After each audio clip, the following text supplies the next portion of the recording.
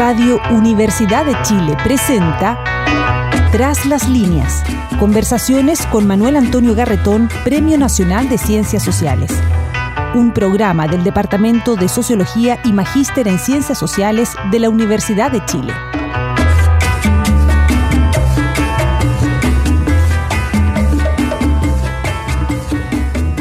Muy buenas tardes.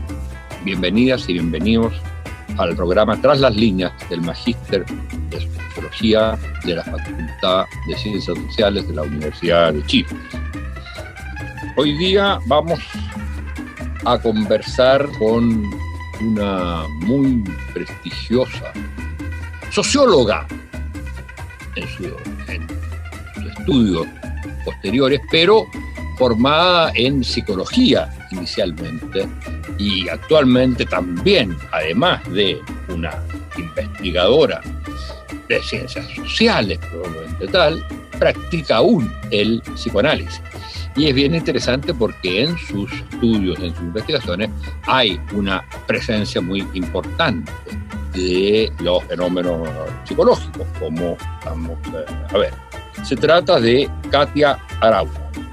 Es doctora en estudios americanos, profesora investigadora del Instituto de Estudios Avanzados, IDEA, de la Universidad de Santiago de Chile, y dirige uno de los grandes proyectos de investigación que son los núcleos Milenio, sobre autoridad y asimetría del poder.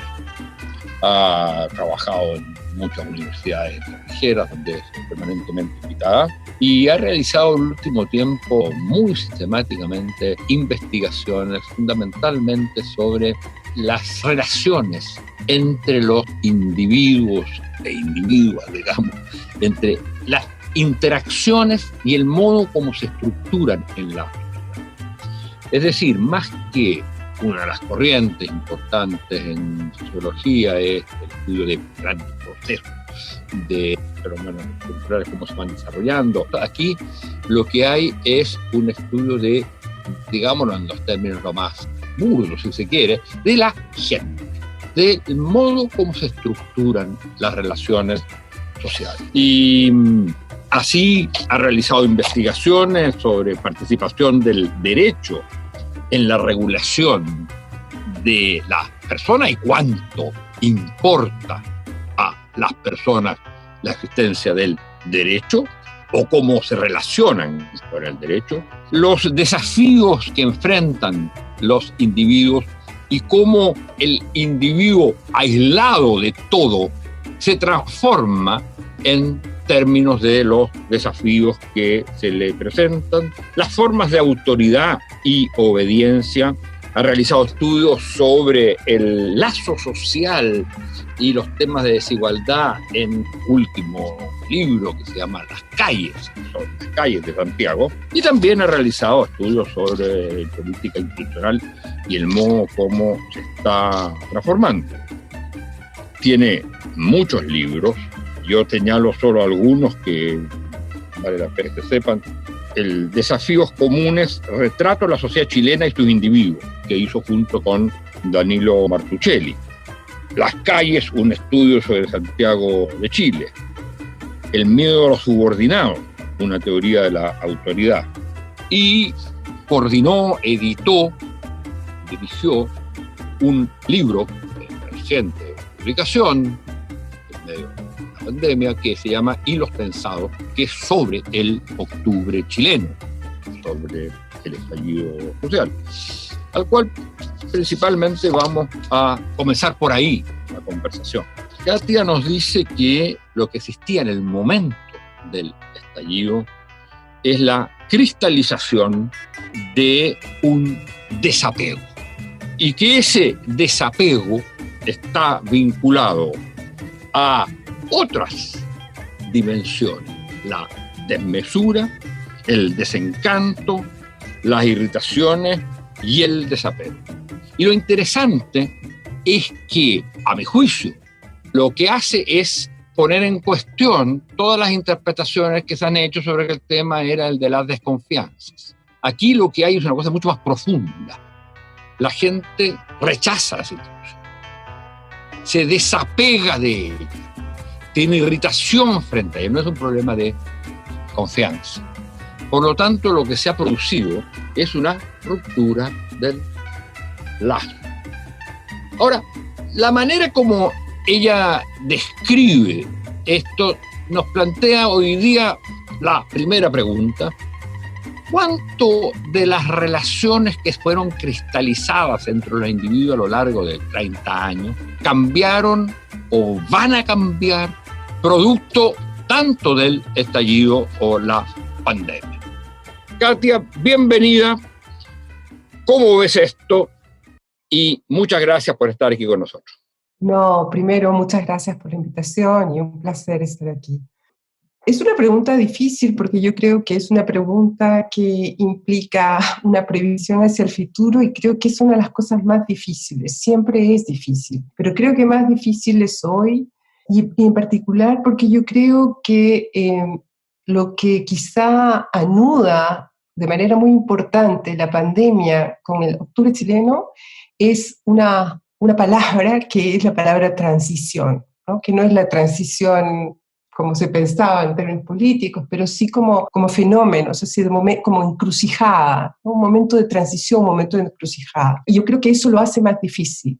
En el caso de Estallido, efectivamente el libro y los tensados lo que intenta es, ese libro tiene dos almas, está dividido en dos partes, pero la primera parte en donde está el texto que tú mencionas, lo que intenta es tratar de responder qué sabíamos de Chile hasta el día antes del 18 de octubre. ¿Qué sabíamos? Y ahí yo he tratado de plantear esta especie de dinámica entre que uno puede leerla longitudinalmente, pero al mismo tiempo como elementos que están funcionando simultáneamente hoy, que es esta dinámica de desmesuras, desencantos, irritaciones y desapegos, ¿no? Díganos algo de eso. ¿Qué es lo que son esas dimensiones, esta dinámica?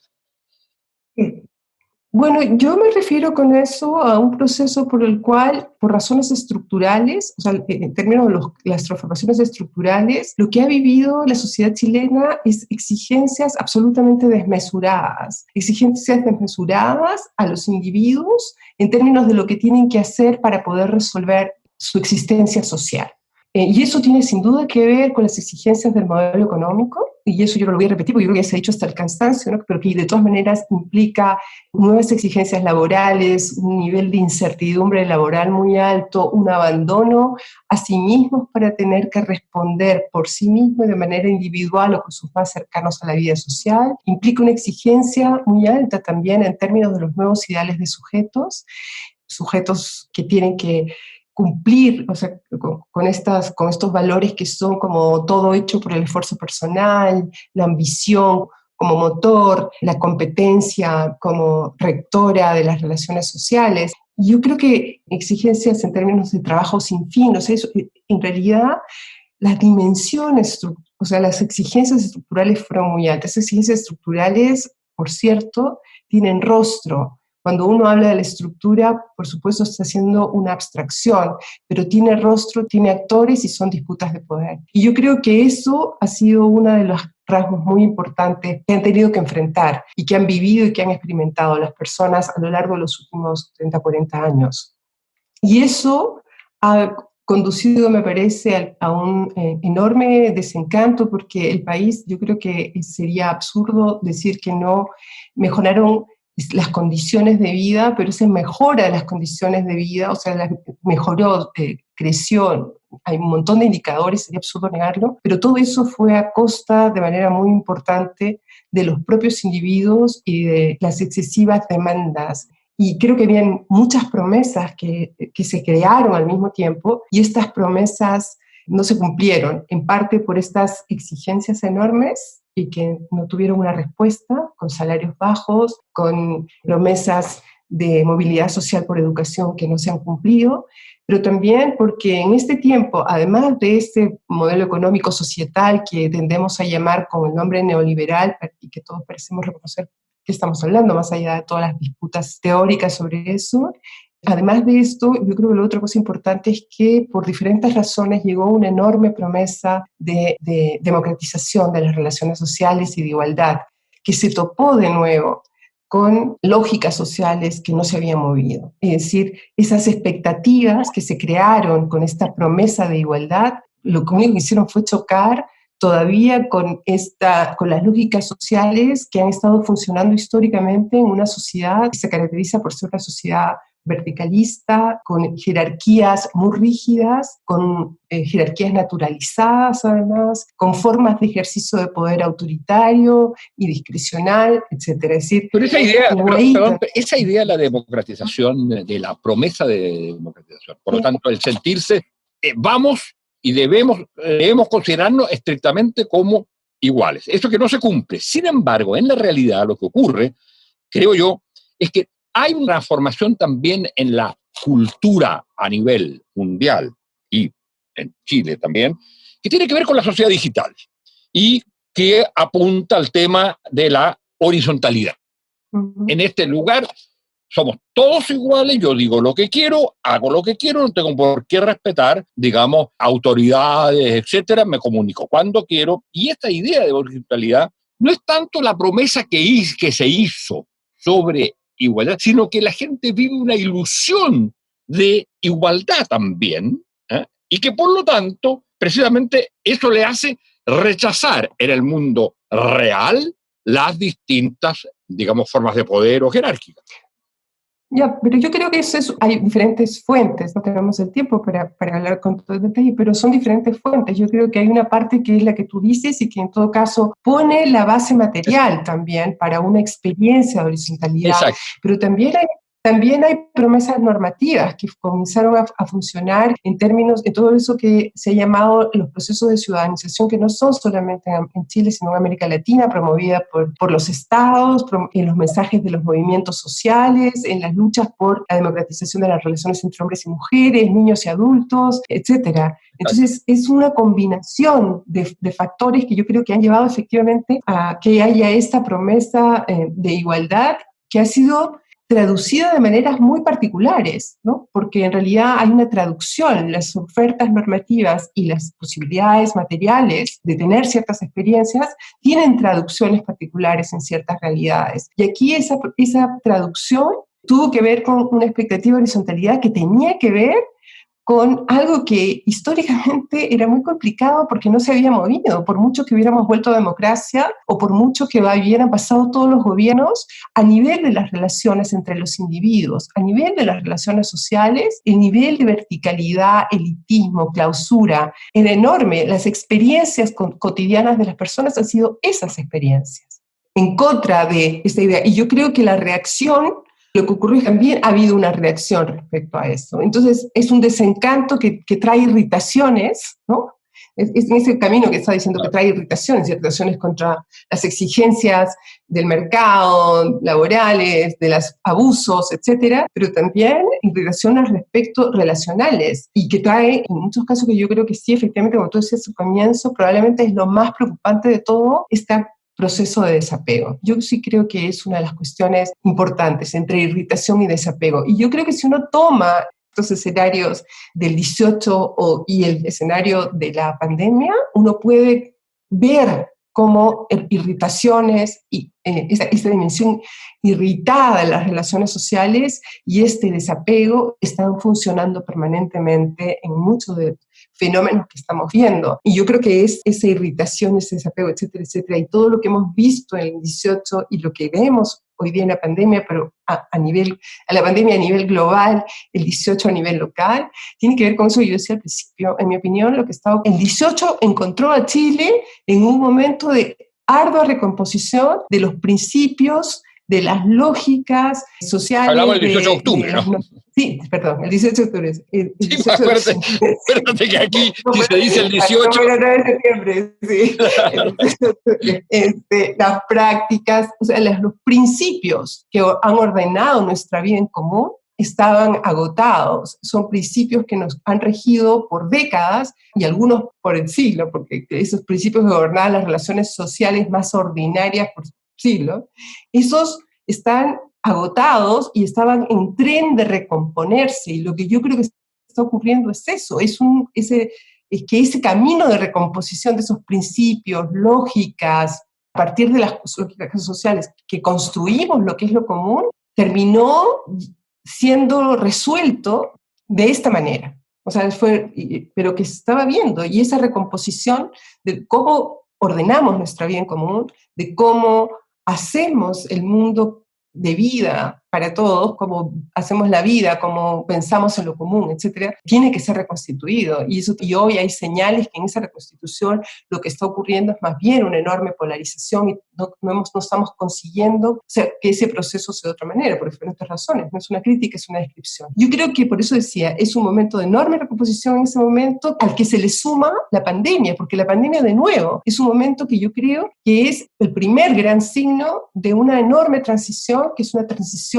en la cual también principios a partir de los cuales habíamos ordenado nuestra vida social, nuestra vida económica, etcétera, etcétera, nuestra relación con la naturaleza, comienzan de manera más clara a ponerse en cuestión. Y entonces todo eso abre un escenario de enorme incertidumbre. Pero dime una cosa, yo encuentro bien potentes, digamos, estas 4 escenarios o 4 dimensiones que como dices tú, no es que comienza de una manera, comienza con la desmesura, sigue con el desencanto, irritaciones, desapego, pero que también el desapego a su vez genera irritación y se relacionan entre sí. Ahora, eso es bien claro entenderlo antes del estallido, y también yo encuentro que, simplemente para ilustrarlo, ¿qué significa en la pandemia? En la pandemia significa que desmesura. Se me pide que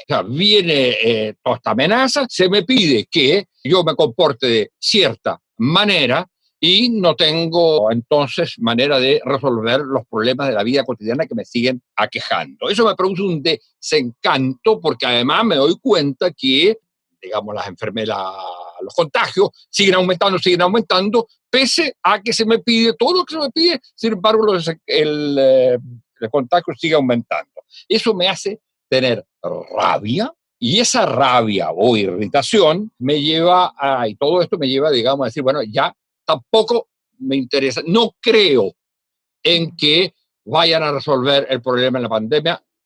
¿Cómo me las arreglo? Entonces ahí hay un primer problema, que es, frente a eso, ¿a qué lleva posteriormente la situación de desapego? Que yo llamaría, en lenguaje más sociológico y menos psicológico-social, llamaría la pérdida de legitimidad del lazo de las instituciones, la pérdida de legitimidad de la autoridad. Ni siquiera, es decir, a veces hay una legitimidad instrumental. Hago lo que me dicen que haga porque me conviene, porque no me queda otra. Pero se pierde la legitimidad valórica, es decir, la creencia en que esa autoridad o eso que se me dice está basado en el principio de igualdad, porque no está basado en el principio de igualdad, no está basado en el principio del respeto, entonces lo rechazo. Ahora, visto así, 2 cuestiones.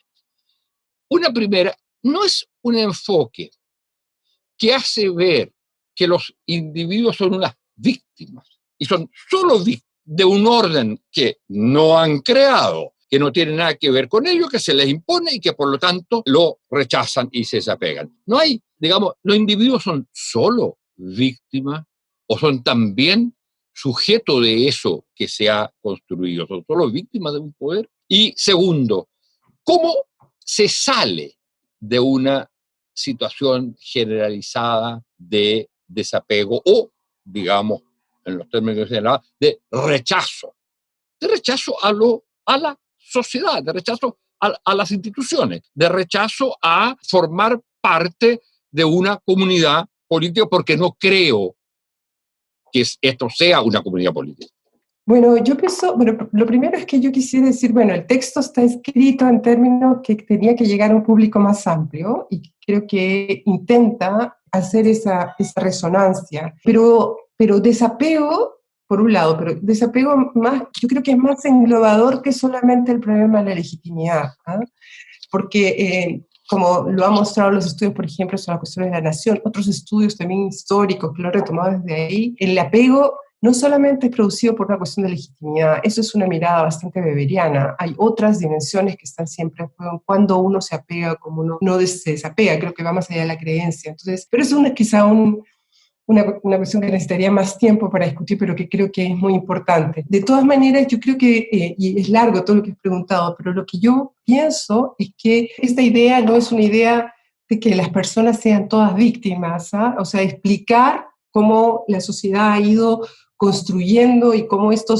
sobre todo esta irritación y este desapego es un elemento central de todo esto, no quiere decir que las personas no participen y que todo el mundo sea víctima. Al revés, yo pienso que uno de los problemas actuales es que todos se arrogan el lugar de víctima, y ese arrogarse el lugar de víctima hace que haya muy pocas salidas, porque el lugar de víctima siempre implica que el otro solamente puede ser un victimario.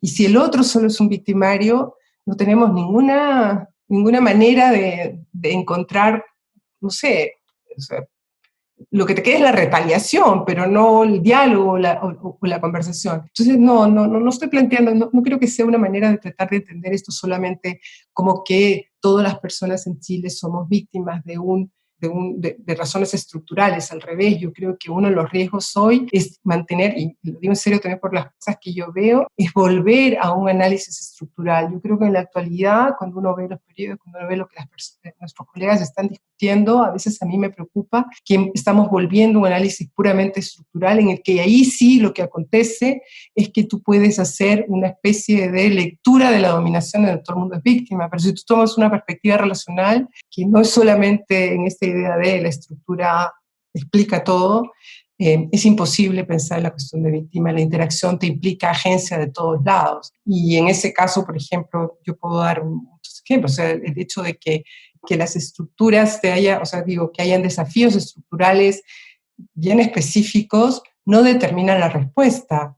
Que hayan ideales sociales no determina que una persona los adquiera. Y yo creo que ese es un problema también en la sociología, por ejemplo, de pensar, o en posiciones a veces que vienen como reflexiones tipo gubernamentalidad, etcétera, pero otras también en que piensan que los ideales se inscriben directamente a las personas. Yo no pienso que eso sea así, y me parece que hay como muchos fenómenos que uno puede ver que lo muestran. Cuando uno mira, por ejemplo, las maneras en que cómo se organizan a veces las relaciones o las discusiones, son altamente polarizadas, y hay un juego muy fuerte de la verdad, de apropiación de la verdad, de todos los lados, pero de apropiación de la verdad, y eso no es un problema de la estructura, eso es un problema de las formas en que se organizan estas interacciones, pero que tienen un trasfondo que son estos desafíos estructurales que se colocaron. Ahora, entonces, yo estoy de acuerdo. O sea, si todos somos víctimas, estamos perdidos, estamos completamente perdidos, no tenemos salida. ¿cómo? Es que ese es el punto. Entonces, ¿qué hace que tú puedas pasar de una situación de desapego, yo insistiría en la palabra rechazo, más que desapego, que parece incluso más fuerte, a una situación de no solo de aceptación, porque la aceptación puede ser una aceptación sumisa, sino de reconstitución de una relación? Por ejemplo, ¿cómo se hace eso? ¿Cómo se reconstruye? Porque básicamente, si tenemos una sociedad basada en el desapego o rechazo en términos estrictos, no existe la sociedad, no existe la comunidad política, social, no existe eso, no existe la sensación de pertenecer a lo mismo que pertenecen los otros. Y entonces, ¿cómo se reconstruye eso? De hecho, la salida del estallido era, de alguna manera, una posibilidad, que era a través del proceso constituyente. Como su nombre lo indica, la idea de constituyente, nos vamos a constituir de otra manera. Pero, ¿basta con eso? ¿Cómo ves tú? Porque también lo que podríamos tener es, porque esta sociedad de la cual estamos hablando, por lo menos, si lo tomamos desde el momento que termina la dictadura, ha durado 30 años. ¿Qué nos dice que eso pueda cambiar o que no vayamos de estallidos en estallidos, con paréntesis como son la pandemia? O sea, ¿cómo es posible pensar en una reconstrucción de una sociedad nacional o multinacional? Y aquí toco un punto de otro trabajo tuyo que señalaba interesante es que nos hemos olvidado de la importancia que son los sentimientos colectivos que nos constituyen como un país, como una nación, como una sociedad. Pero, ¿cómo se reconstruye eso? Fuera del proceso constituyente, digamos, que es una manera. ¿Qué hacen los otros países? Porque ¿qué pueden hacer los otros países que también viven situaciones semejantes, los otros países de América Latina? ¿Cómo se reconstruye?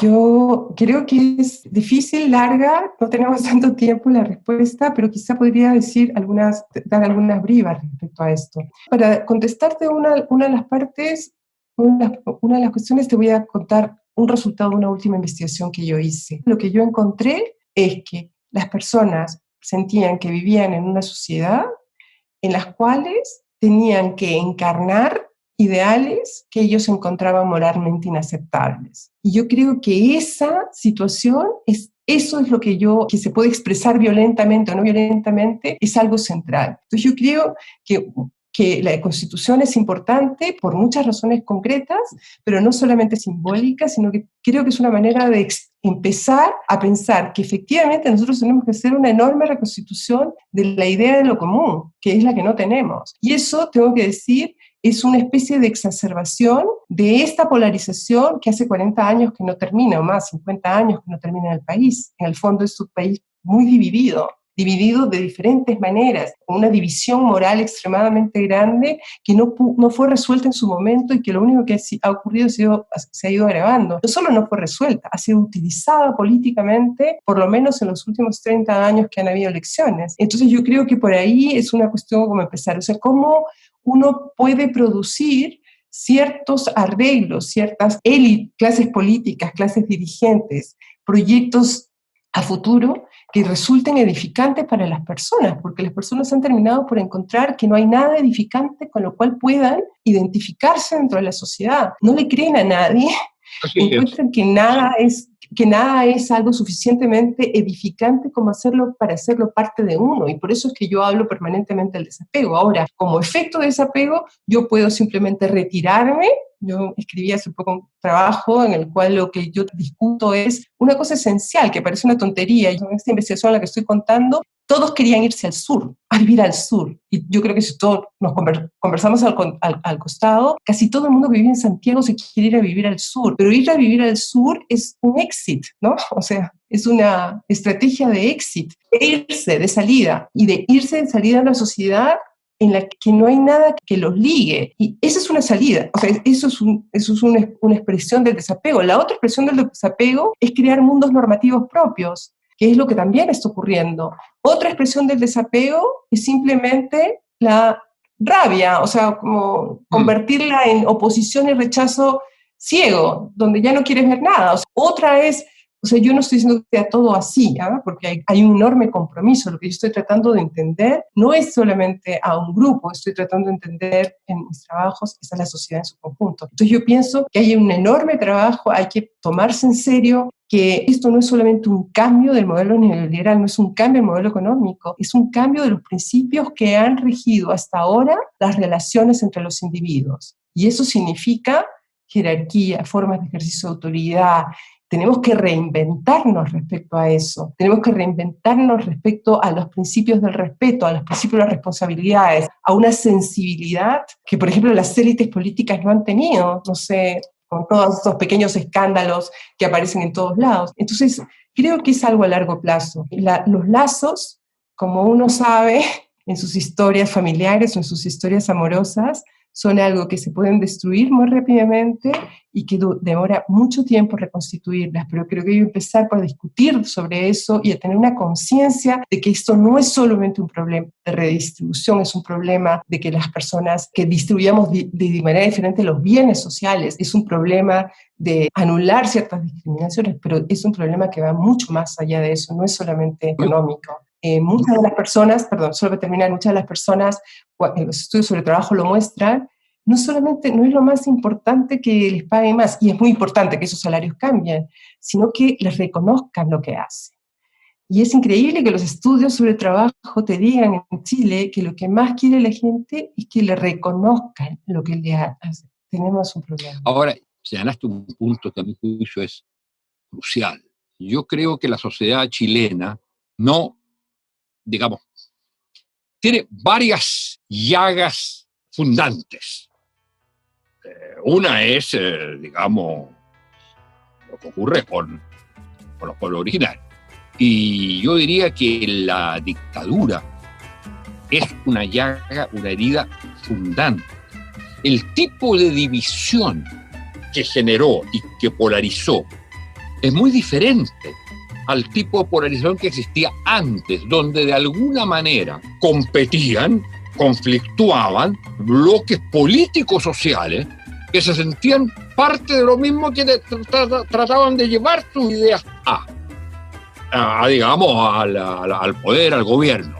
La dictadura rompió con eso y generó una sociedad en la cual no parecieran haber, salvo en el corto plazo, proyectos colectivos que pueden discrepar respecto a, los mecanismos, los medios e incluso las metas que se persiguen, pero que hay proyectos colectivos.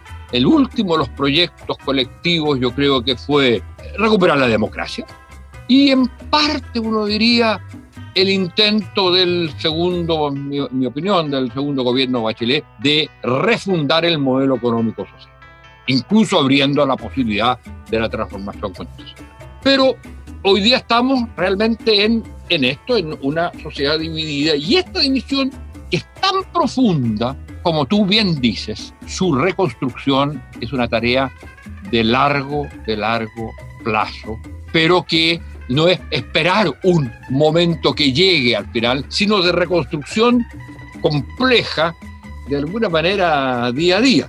Bueno, se nos ha llegado el tiempo. Katia Araujo, muchas gracias por tu presencia acá y por los conocimientos, los planteamientos que derivan de una vida dedicada al trabajo y a la investigación. Muchas gracias. No, gracias a ti, Antonio. Radio Universidad de Chile presentó Tras las líneas. Conversaciones con Manuel Antonio Garretón, Premio Nacional de Ciencias Sociales. Un programa del Departamento de Sociología y Magíster en Ciencias Sociales de la Universidad de Chile.